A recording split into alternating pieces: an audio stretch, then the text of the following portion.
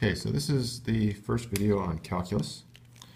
So we're going to look at average and instantaneous rate of change. So this is just a bit of a review from advanced functions where you've done that.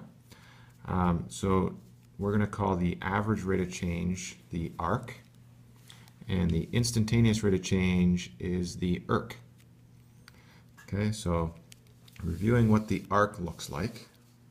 Well, if you have some function that maybe looks like this, and you have 2 points on the graph, P1 and P2, the slope of that line that joins those two is called, the line is called a secant. The slope of that line is the average rate of change.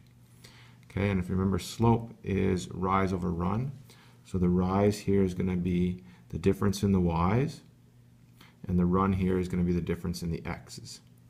Okay, so we often call the rise the delta y, and the run the delta x. Okay,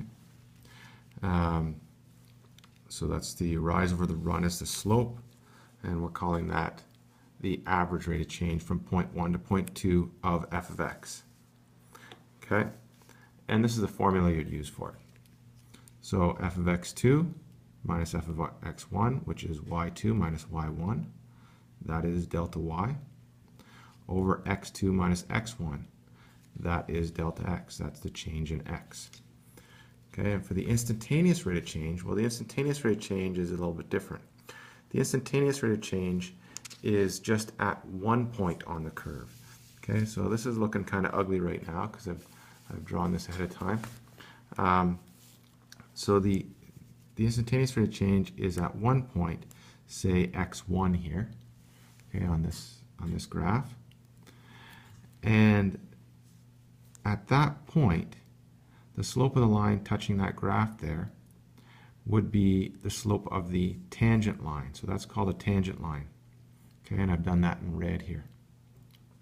So that's the tangent line. Now, to determine the slope of that tangent line, we can't just use a formula because we only have 1 point. Okay, so more clearly, a tangent line of a graph looks like that. At that point is just a line that touches at that point.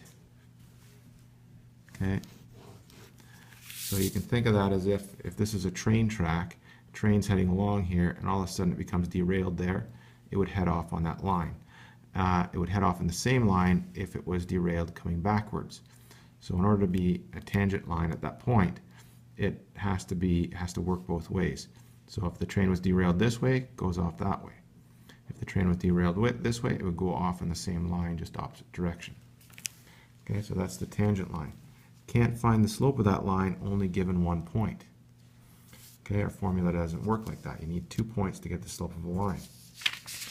Okay, so what I've done here is I've created some secants. So I go here, there's x1, and there's x1 plus h1. So that's x1 plus a little bit more than x1. And that's our second point right there. First point right here. Okay, I'm going to use 2 pens here. First point's right here. Second point's right there. So that line that joins the two points there and continues on is a secant, and you can find the slope of that line using those two x values and finding the y values for that. If you move a bit closer, so h2 away, which is going to be smaller, we get another point on this curve. And we can find the slope of that secant. It's actually getting further away from the tangent, in this case, because of the shape of the curve. If we get even closer, h3 away, which is going to be smaller, say it's 0.1 or something like that, those 2 points are really close. That, on this nice smooth curve, is going to be a really close line to the tangent. So that secant there is really close to that red line there, the tangent. Okay? As you get even closer, it becomes even closer, as long as the curve is nice and smooth, and we can get a good approximation. However, you should see a pattern. This method of guessing is not an exact method. So in order to make a prediction, you need to have lots of data, and you need to see patterns to give you reason to make that prediction. Okay, so like in any science, you collect data and then you have a theory based on that. Well, we're going to get to an exact method for doing this, but not right at the moment. So now, as I mentioned before, it also has to head off in the same direction the other way, that train. So we got to look at from the other side. So we go back H1. So we went over here, plus H1, we're going to go minus H1. Slope of that secant, it's way off the slope of the tangent. Go H2, it's getting closer. Okay, x1 minus h3, a very small amount, those 2 points are close, it's getting even closer. Okay, so this side I can see a pattern. This side I was kind of going a little bit wonky. So we might have wanted to use h values that are closer. The closer you get, the better the results you're going to get. So if you use 3 on either side and check to see if there's a pattern, you're going to get a good estimation of what the tangent, slope of the tangent might be if there is one. Okay, so the formula for this average rate of change, when we do it this way, is going to be f of x1 plus h minus f of x1 all over h. Okay, this is y2.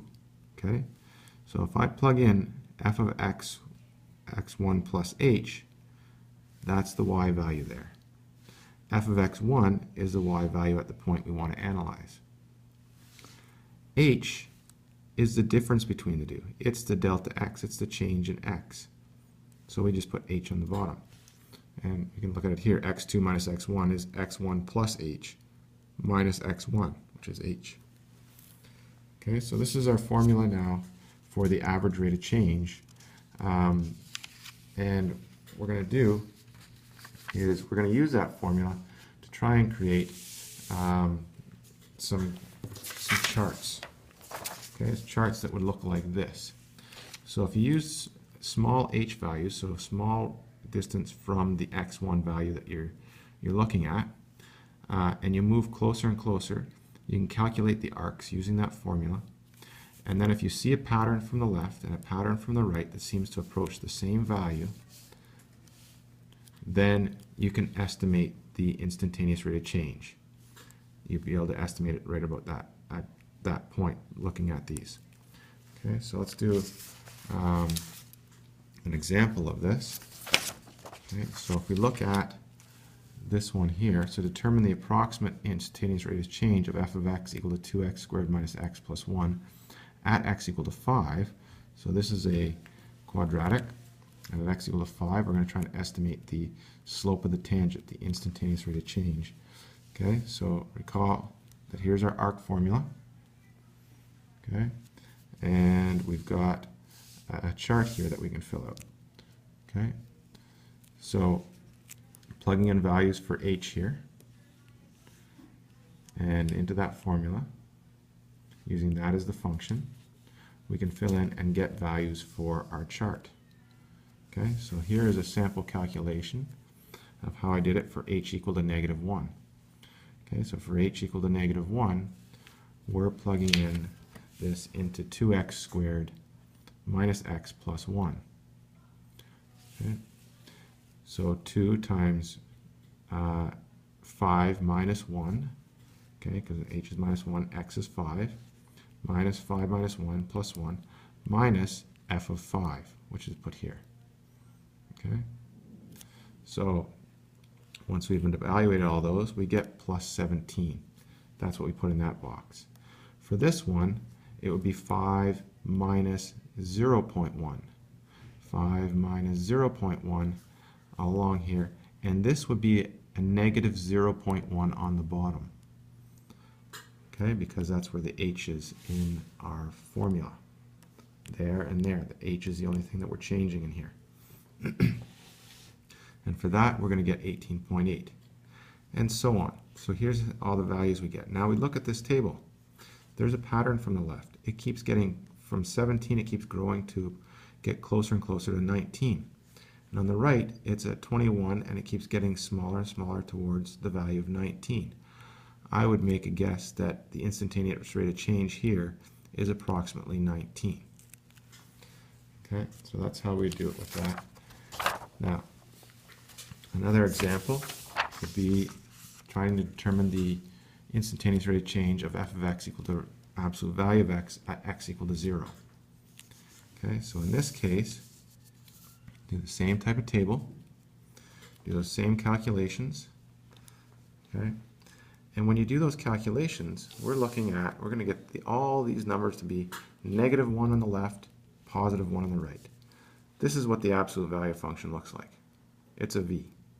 It's y equals x on the right, y equals -x on the left.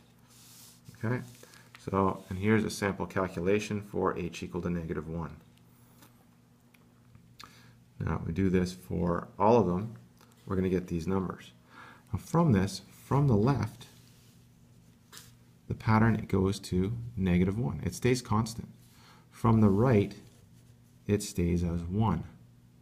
Now, nothing changes on either side, but they're not approaching the same value. So because the train's not going to derail at that point and go off on the same line, we say that there is no instantaneous rate of change there. Okay, the instantaneous rate of change is undefined or does not exist. Okay, so whenever you have a function that has this kind of sharp point on it, there's no instantaneous rate of change there.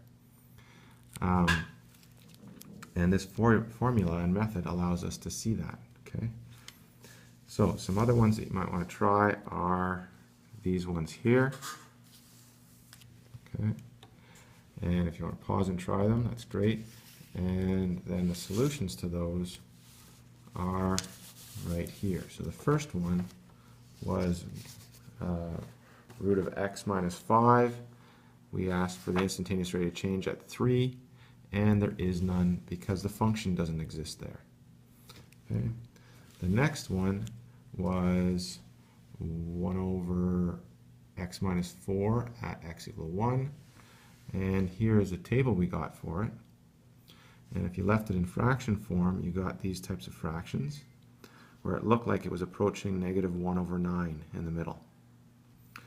And if it's decimals, it looked like this. Okay, so you would guess that the instantaneous rate of change for that one is -1 over 9 or -0.11. Okay, 0.11 repeating forever is actually 1/9. So it ends up that that is the value, but at this point we can only estimate it. And then if we look at this one, 3 sine of 0.0001x in radians at x equal to 3. If we use these intervals here from -1 to 1, well, we seem to get about the same value to 4 decimal places. From that, I would be able to estimate that the instantaneous rate of change is 0.0003. Okay, and that makes sense for that function because the period is 2 pi over k, and k is this, the period for this function is going to be huge. Okay, so from 0 to 2 pi, it's only going to go through 1/10,000th of a cycle. So it's going to be almost flat, this trig function, at around 3, which is about half of 2 pi. Okay, so this makes sense, this table. So one you might want to try, and I won't give a solution to yet, is this one here. So sine of 1,000,000x at x equal to 1. In this one, it's going to go through 1,000,000 cycles between 0 and 2 pi. You would not be able to use a table that goes from -1 to 1 for h, because from -1 to 1, it's going to go through about a third of a million cycles. It's going to go through so many cycles that you're not going to be able to see a pattern in this. You're going to want to use like 1/1,000,000th, 1/10,000,000th, 1/100,000,000th for h values in here to try and make this prediction. Okay, so that would be one where you have to go through a smaller range for h values. Okay, so we're going to end this one here.